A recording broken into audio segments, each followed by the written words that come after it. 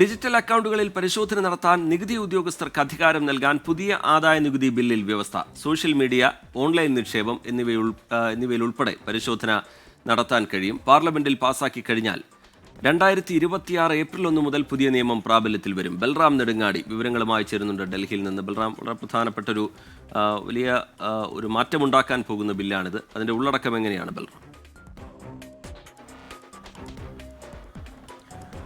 റിജിത്ത്, ഈ കഴിഞ്ഞ ബജറ്റ് സമ്മേളനത്തിന്റെ ഒന്നാം പാദത്തിലാണ് കേന്ദ്ര ധനമന്ത്രി നിർമ്മല സീതാരാമൻ ഈ IT നിയമ ഭേദഗതി ബില്ല് അവതരിപ്പിച്ചത്. നിലവിൽ ഇപ്പോൾ സെലക്ട് കമ്മിറ്റിയുടെ പരിഗണനയിലാണ് ഈ ബില്ല് എന്നുള്ളത് നിലവിലുള്ള ബില്ലിനെ കൂടുതൽ ലളിതമാക്കുന്നതാണ് എന്നാണ് ധനമന്ത്രി ആമുഖമായി പറഞ്ഞിരുന്നത്.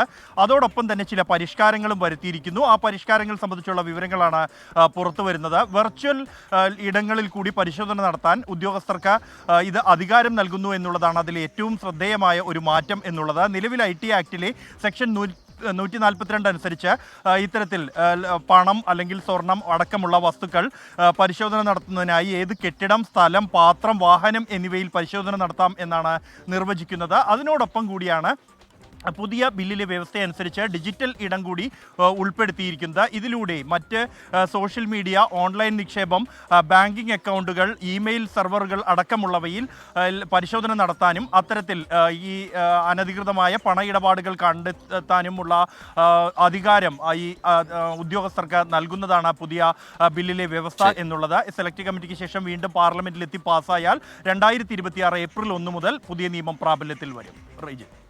ബൽറാം നെടുങ്ങാടി ഡൽഹിയിൽ നിന്ന് വിശദാംശങ്ങൾ നൽകുകയായിരുന്നു.